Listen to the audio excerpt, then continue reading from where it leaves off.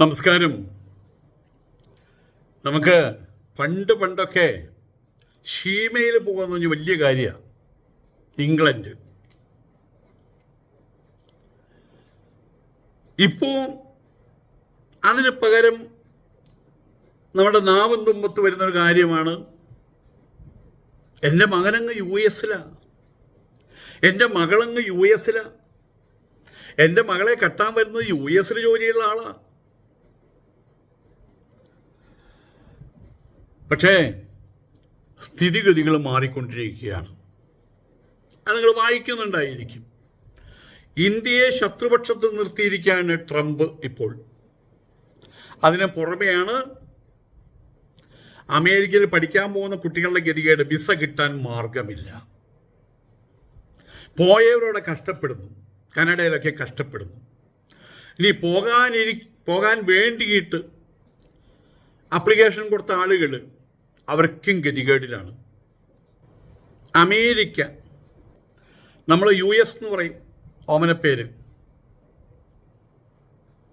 അത് ഇനി ഒരിക്കലും അവിടേക്കുള്ള പോക്ക്, പ്രത്യേകിച്ച് വിദ്യാർത്ഥികൾ അവിടേക്കുള്ള പോക്ക്,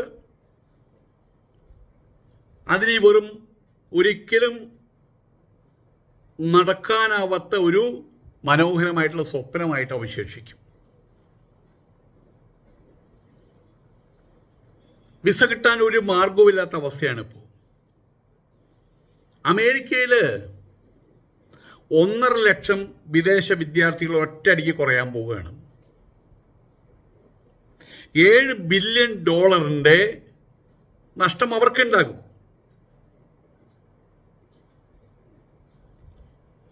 ഇന്ത്യയിൽ നിന്നുള്ള വിദ്യാർത്ഥികളുടെ കാര്യവും ഒപ്പം ചൈനയിൽ നിന്നുള്ള വിദ്യാർത്ഥികളുടെ കാര്യം ഒരുപോലെയാണ്. രണ്ടുപേർക്കും തിരിച്ചടി കിട്ടിയിരിക്കുകയാണ്.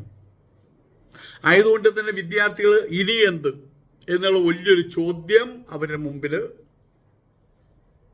അവരെ തുറിച്ചു നോക്കിക്കൊണ്ടിരിക്കുകയാണ്. ചിലർ ന്യൂസിലൻഡ് ലക്ഷ്യം വയ്ക്കുന്നു, ചിലർ ഓസ്ട്രേലിയ ലക്ഷ്യം വയ്ക്കുന്നു, ചിലർ യൂറോപ്യൻ കൺട്രികളെ ലക്ഷ്യം വയ്ക്കുന്നു.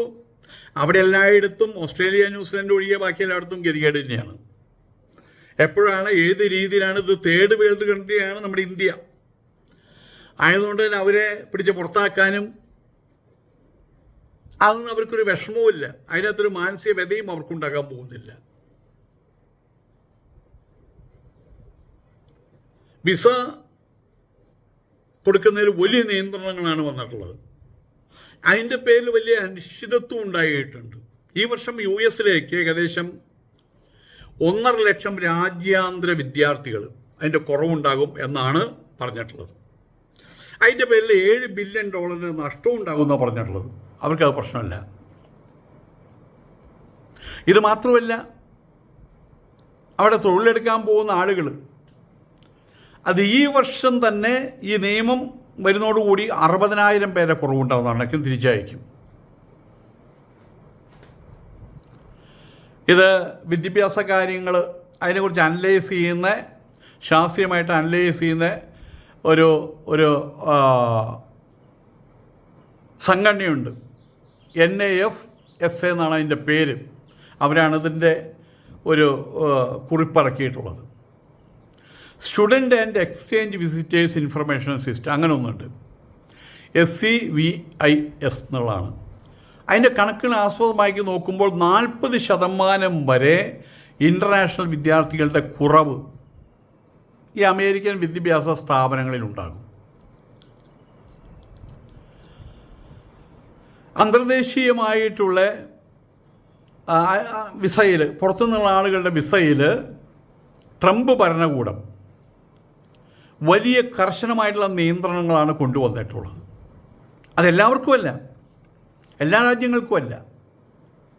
അതിൽ ഏറ്റവും കൂടുതൽ പ്രതിസന്ധിയിലാക്കുന്നത് ഇന്ത്യ, ചൈന, നൈജീരിയ, ജപ്പാൻ, അവിടെ നിന്നുള്ള ആളുകൾ. അമേരിക്കൻ വിസയ്ക്ക് വേണ്ടിയിട്ട് അവരുടെ എംബസി, കോൺസുലേറ്ററുകളിൽ വളരെ കുറച്ച് അപ്പോയിൻമെൻറ്റുകൾ അപ്പോൾ നടക്കുന്നത്. അമേരിക്കയിൽ വിദ്യാഭ്യാസം തേടി പോകുന്ന ആളുകളിൽ ഏറ്റവും കൂടുതൽ വിദ്യാർത്ഥികൾ എത്തുന്നത് ഇന്ത്യയിൽ നിന്നാണ്. ഇന്ത്യ, ചൈന, അവിടെ നിന്നാണ് എത്തുന്നത്. നൈജീരിയ ഉണ്ട്, പക്ഷെ അതവർ 7ാം സ്ഥാനത്താണ് അവർ. ജപ്പാൻകാർ 13ാം സ്ഥാനത്താണ്. ഈ 4 പേരെയാണ് കൂടുതൽ അവർ ടാർഗറ്റ് ചെയ്തിട്ടുള്ളത്. കഴിഞ്ഞ വർഷം 23-24 അക്കാദമിക് വർഷങ്ങളിൽ ഇന്ത്യയിൽ നിന്ന് അമേരിക്കയിൽ US വിദ്യാഭ്യാസ സ്ഥാപനങ്ങളിലേക്ക് ഏകദേശം 3 ലക്ഷം 3.4 ലക്ഷം 3,30,000 ആളുകളാണ്, അതിന് അപ്പുറമുള്ള ആളുകളാണ് എത്തിയിട്ടുള്ളത്. അമേരിക്കയിൽ ആകെയുള്ള 11,26,000 ചില്ലാനം വിദ്യാർത്ഥികളുടെ അതിൻ്റെ കാൽഭാഗത്തിന് മേലെ വരും. ഇത് ഏകദേശം 30% വരും പുറത്തുനിന്ന് വരുന്ന വിദ്യാർത്ഥികളുടെ എണ്ണം. കഴിഞ്ഞ ഫെബ്രുവരി മുതൽ മെയ് വരെയുള്ള കണക്കനുസരിച്ച് 10,496 വിദ്യാർത്ഥികൾക്ക് മാത്രമാണ് F1 അങ്ങനെ വിസയുണ്ട് അത് കൊടുത്തിട്ടുള്ളത്. കഴിഞ്ഞ വർഷം ഇതേ സമയം 14,068 F1 വിസകളാണ് നൽകിയത്. കഴിഞ്ഞ വർഷം ഇതേ സമയം ലഭിച്ച F1 വിസയെ അപേക്ഷിച്ച് 25% കുറവ് ഇത്തവണ ഉണ്ടായിട്ടുണ്ടെന്നുള്ളതാണ്.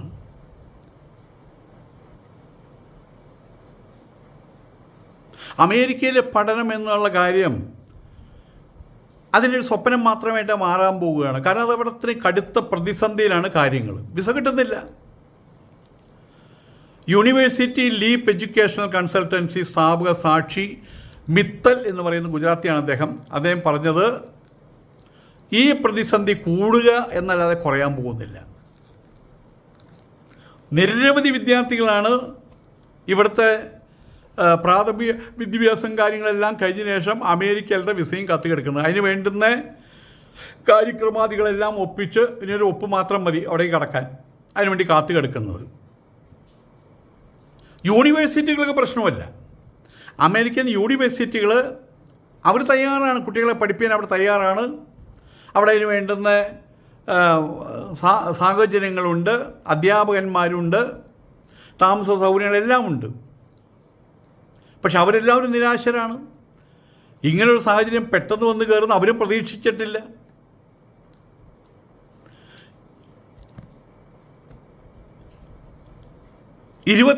മെയ് മുതൽ 18 ജൂൺ വരെ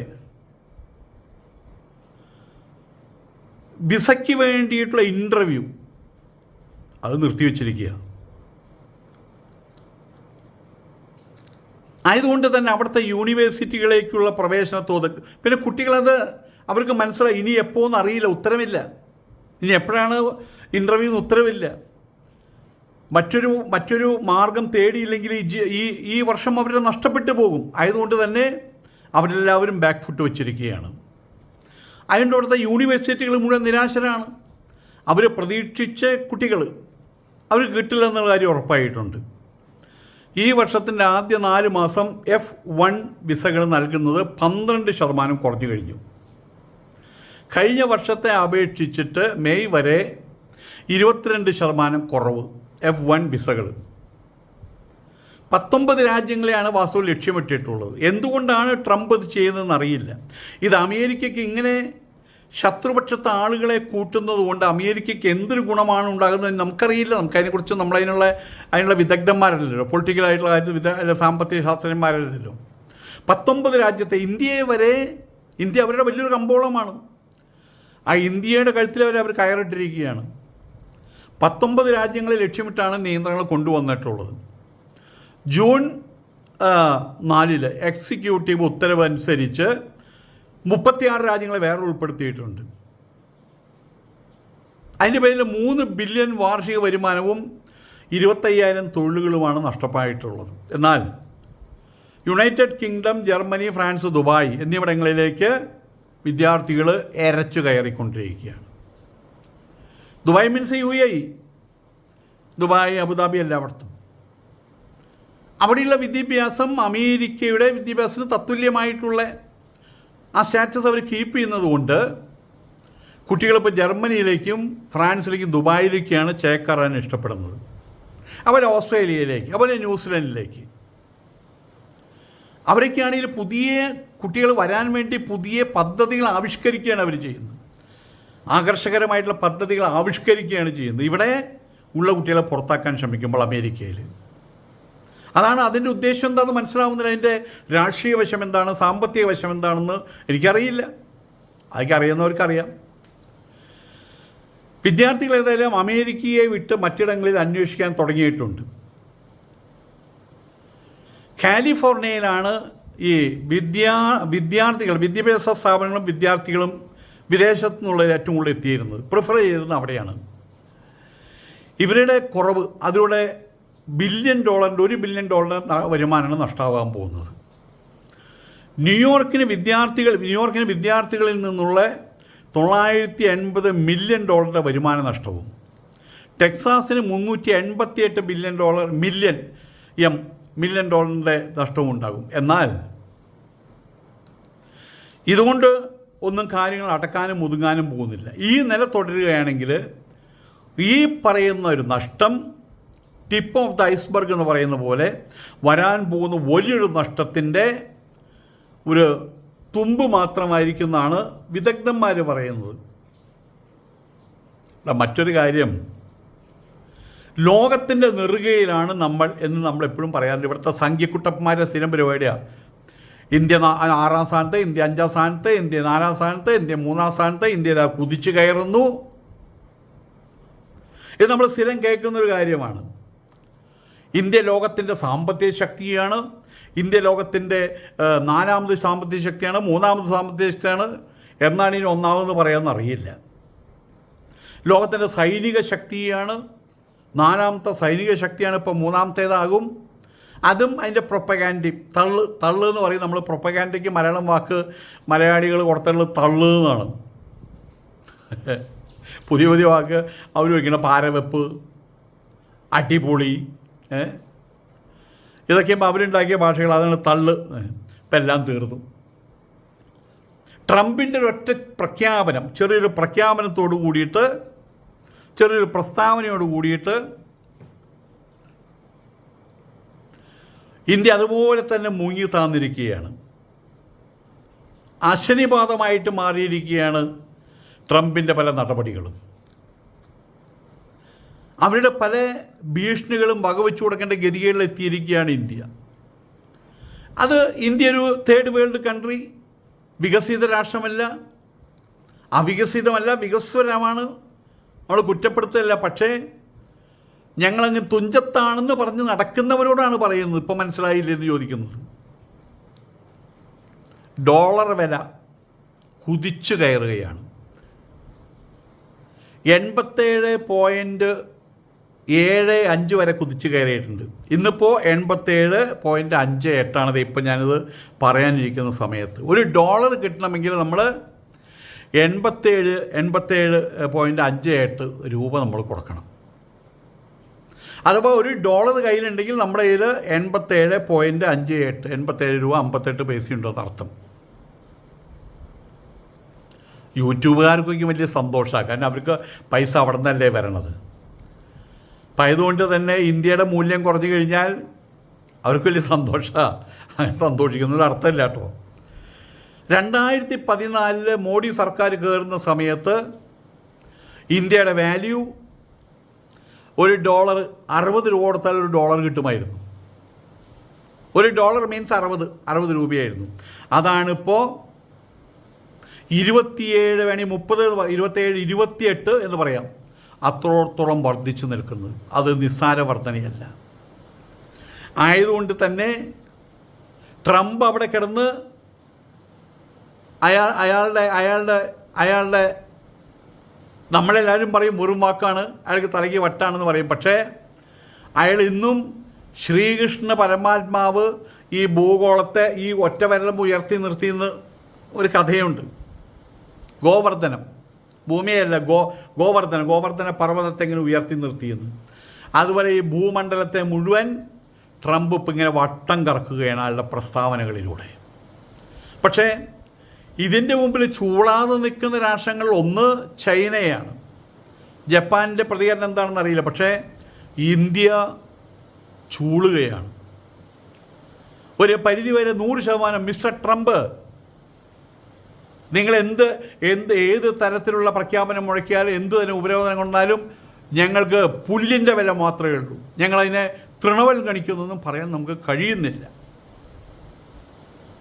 ആയതുകൊണ്ട് തന്നെ നമ്മൾ ലോകത്തിൻ്റെ സാമ്പത്തിക ശക്തിയാണ്, സൈനിക ശക്തിയാണ്, അങ്ങനെയുള്ള ലോകത്തിൻ്റെ നെറുകയിലാണെന്നുള്ള ഈ സംഘപരിവാറിൻ്റെ തള്ള് അത് നമ്മൾ ഈ സമയത്ത് അത് പറയേണ്ട കാര്യമില്ലെങ്കിൽ പോലും ഓർമ്മ പറയുന്നു മാത്രം. വലിയ തള്ളിയവർക്ക് ഇപ്പോൾ കാര്യം മനസ്സിലായില്ലേ? ഒരു ചെറിയ ട്രംപിൻ്റെ പ്രസ്താവനയുടെ മുമ്പിൽ നമ്മൾ ചൂളുകയാണ്. നമസ്കാരം.